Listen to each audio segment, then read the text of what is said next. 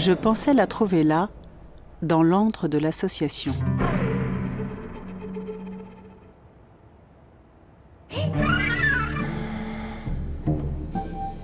J'en ai vu d'autres, plus petites, d'une autre époque. D'habitude, elle est sur la voie 21, là, qui est présentement occupée par la voiture poste. Puis j'ai appris qu'elle était en villégiature près de la mer, dans la vallée du Trieux. Elle a pris cette habitude depuis 4 ans, de la mi-mai à la fin du mois de septembre.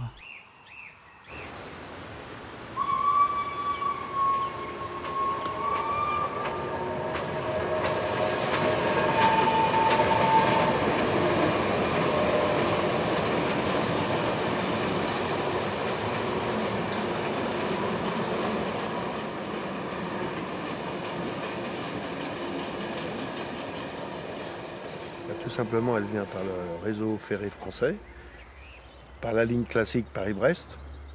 En partant de Villeneuve-Saint-Georges le matin vers 7h30, 8h, nous étions à 18h à Rennes, au dépôt de Rennes.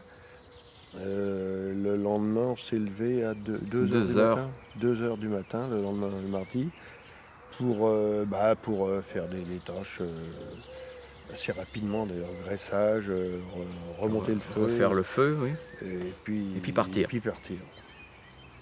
Et on est arrivé ici le mardi vers midi, ici à Pontrieux.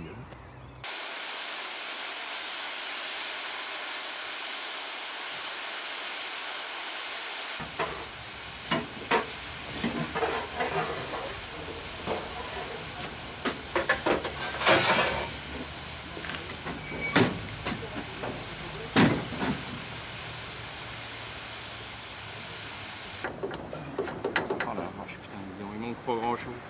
Vas-y. Non, Je peux pas. Hein. Attends, je vais descendre.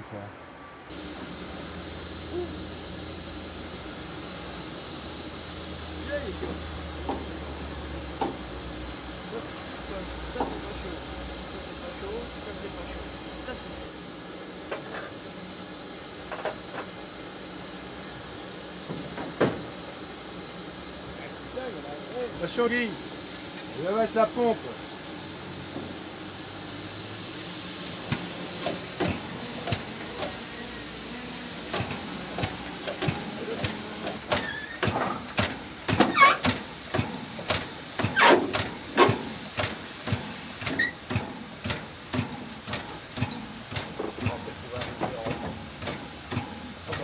Une machine à vapeur, c'est un monstre vivant. C'est une machine qui est vivante, qui respire, Et qui est capricieuse. qui est capricieuse.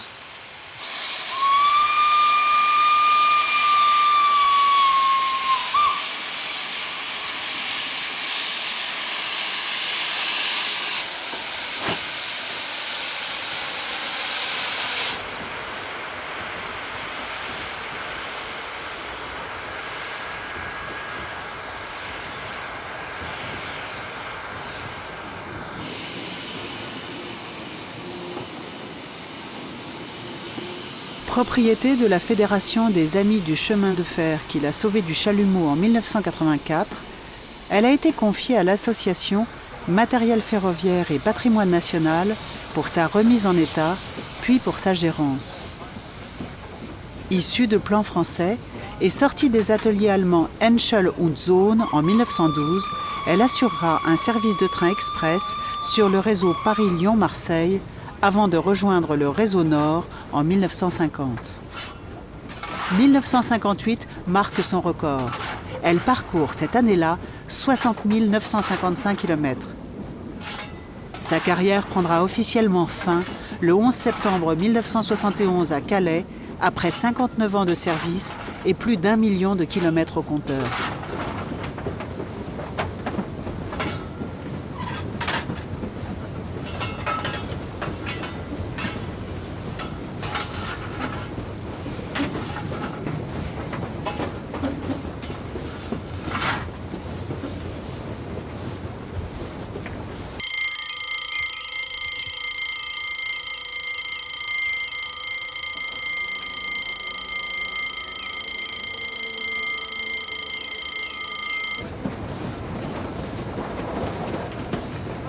Dès mon enfance, les locomotives m'ont toujours impressionné. Ça dégageait tellement de la puissance de ces engins, et j'ai l'impression que les gens qui conduisaient ces engins, c'était un peu des Superman, quoi. J'étais fasciné par ces engins et les hommes qui les conduisaient. Et puis bon, je suis rentré à la SNCF très jeune. J'ai fait l'école d'apprentissage et puis ensuite l'école de conduite. Et j'ai conduit des trains, mais pas à vapeur, des trains tout électriques. J'ai fait de la traction électrique. Et qui s'est terminé par le TGV. Mais j'ai étudié un petit peu à l'école au chemin de fer la locomotive à vapeur, mais sur un plan technique, quoi, dans les livres. Et puis ça s'est arrêté là, quoi, parce qu'à cette époque-là, c'était la fin de la vapeur en France, quoi. Donc j'ai jamais eu l'occasion de la conduire. Il aurait fallu que je change géographiquement de région pour aller dans des dépôts où elle subsistait encore pour quelques années, mais l'avenir était éphémère, la vapeur. Donc j'ai fait des trains électriques. J'ai conduit des trains électriques. Et puis, une fois que j'ai été en retraite, j'ai un peu réalisé mon rêve. J'ai conduit des trains à vapeur. Une locomotive, une belle locomotive d'ailleurs, parce que c'est une locomotive un peu, on peut dire un peu noble. Elle faisait les rapides, quoi. C'est une machine avec des grandes roues qui allait vite pour l'époque, elle allait vite. Et à présent, je la conduis, quoi. C'est merveilleux.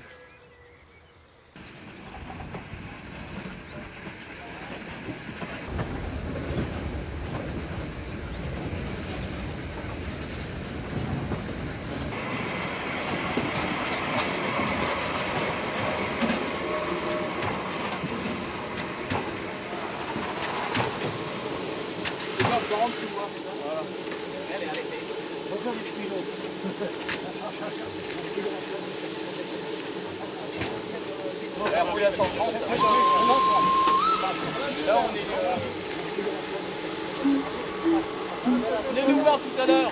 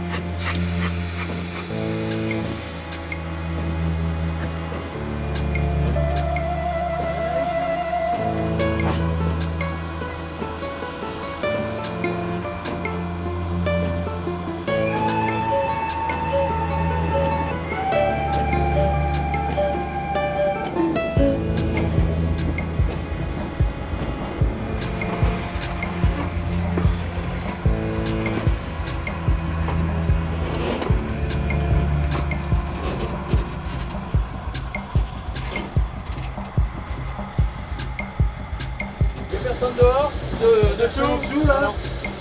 Attention. Attends, hein. C'est pas ouvert.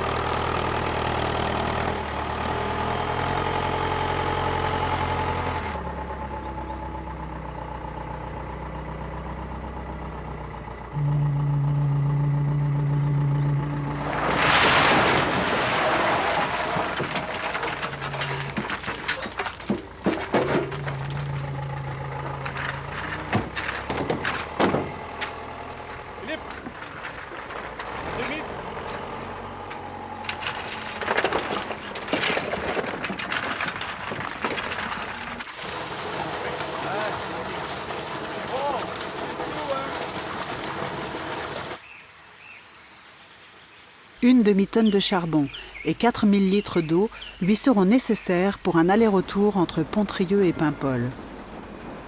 Cette petite portion de 17 km appartient à la seule ligne qui subsiste aujourd'hui du réseau breton originel, le plus grand réseau à voie métrique de France. L'écartement d'1 mètre, qui nécessitait moins de ballast et de traverse que la voie normale, avait été choisi par souci d'économie. En outre, la voie métrique permettait d'abaisser le rayon des courbes pour un effort de traction équivalent et donc de mieux s'adapter au relief. Certes, on perdait en rapidité, mais le concurrent direct était le vélo. La conception et l'élaboration du réseau breton s'inscrivent au cœur du plan Freycinet mené par l'État en 1879. Ce plan visait à développer le chemin de fer d'intérêt local afin de désenclaver l'ensemble du territoire français. Aucune habitation ne devait se trouver à plus d'une demi-journée à vélo d'une gare. Construit en étoile autour de Carhaix et doté de 427 km de voies, ce réseau a permis de rallier les 4 coins de la Bretagne de la fin du XIXe siècle à 1967. Ces lignes étaient raccordées au réseau national via plusieurs correspondances. Pour le servir, 3 grandes séries de machines à vapeur se succéderont. D'abord des machines relativement petites du modèle 120T qu'on appelait les coureuses. Peu puissantes, elles sont rapidement remplacées par des 230T, locomotives devenues emblématiques du réseau breton, même si on les retrouve un peu partout, et notamment dans les anciennes colonies françaises. Des locomotives de type Mallet, machines à grande puissance et à grande adhérence, ont également circulé sur les 5 lignes du réseau. Elles étaient utilisées pour le trafic marchandises.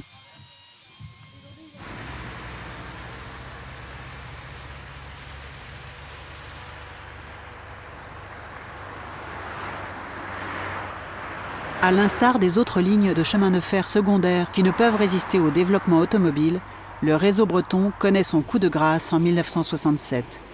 Toutes ces lignes sont supprimées sauf une, la ligne Carhaix-Guingamp-Paimpol. Il aura fallu la coalition des syndicats pour qu'elle soit finalement préservée et passée à voie normale.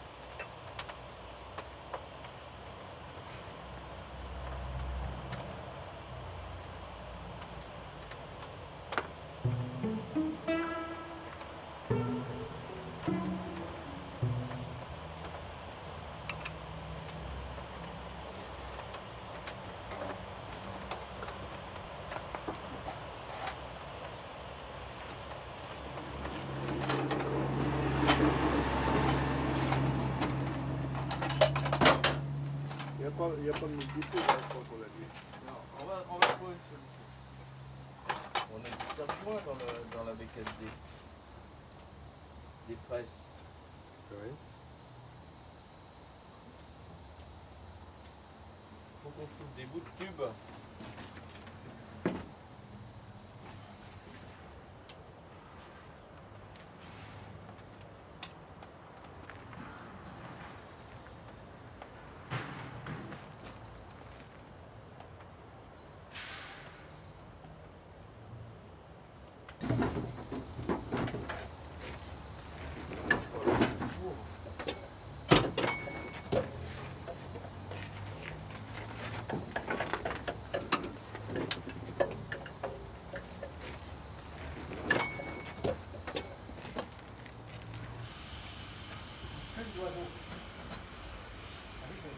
Aujourd'hui, la société Chemin de fer et Transport automobile est héritière du réseau breton pour le transport des voyageurs et des marchandises par le rail et par la route. En marge de l'exploitation de la ligne Carhaix-Paimpol, elle propose un parcours touristique et fait revivre la vapeur entre Pontrieux et Paimpol.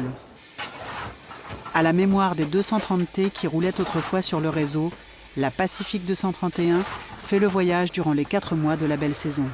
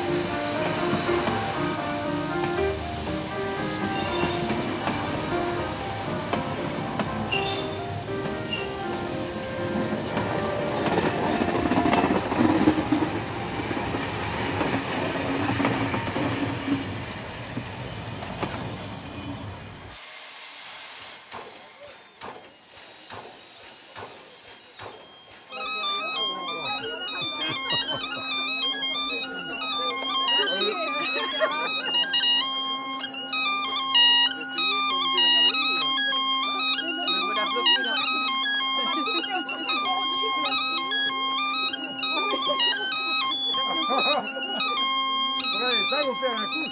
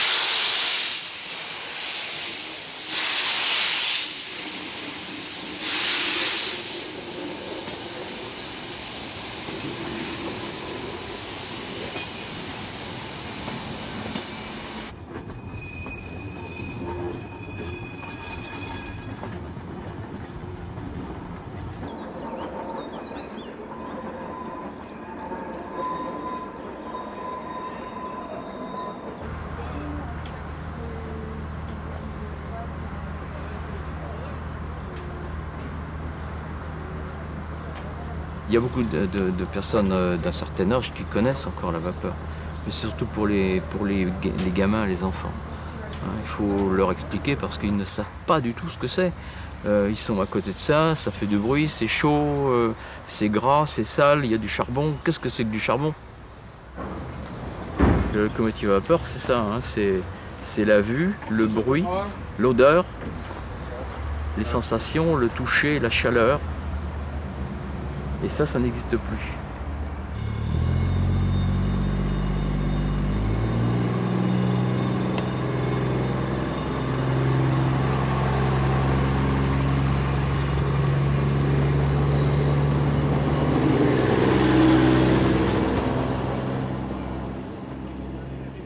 Dans le temps, les enfants ne me posaient pas de questions parce qu'il y en avait partout de la vapeur. Ouais. Dans les grandes gares parisiennes, dans les petites gares de campagne, dans les cours de ferme, il y avait des locomobiles à vapeur qui faisaient tourner des batteuses. Donc un enfant, dès qu'il naissait, il voyait de la vapeur. C'était comme maintenant un moteur diesel, un camion, un tracteur, ça faisait partie un autobus. Maintenant c'est ça, mais avant c'était partout, oui, il y avait énormément de vapeur qui participait à l'agriculture, faire marcher les mines, faire marcher les trains et tout ça, c'était...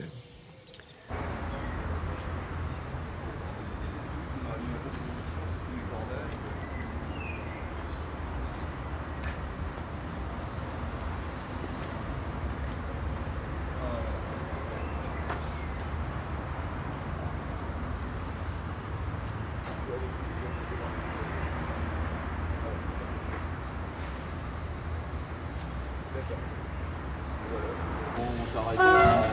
Attention, hein, il y a... Attention là. Bah, les dernières on roulait en 63, 60. Ah oui, sur 3 balles. Ouais, 65. C'est Moi, vrai. je suis en train de lire le bouquin de Weber. Ah,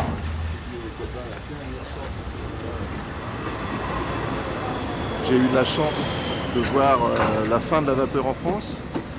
Et puis j'ai été élevé dans le culte un peu de ça, parce que c'est quand même c'est toute une technique. C'est quand même... faut dire que la SNCF ne s'est pas faite qu'avec le TGV, le rail en France ne s'est pas fait avec le TGV, mais grâce à la vapeur. Et je crois que on a la chance qu'il y ait des gens d'ailleurs qui s'en occupent formidablement bien. Et voilà, je crois que c'est... On ne peut pas trop passer à côté de ce genre de choses à l'heure actuelle. Ça fait partie d'un patrimoine. Et voilà, quoi. Il faut dire que c'est beau. Ça vit, ça chante. Regardez ça un peu. On dit que c'est un train polluant. Beaucoup de gens disent ça, mais bon, ça recrache surtout de la vapeur d'eau. Faut pas l'oublier. Ça pollue moins qu'un 4x4. Et puis esthétiquement, c'est quand même une belle bête.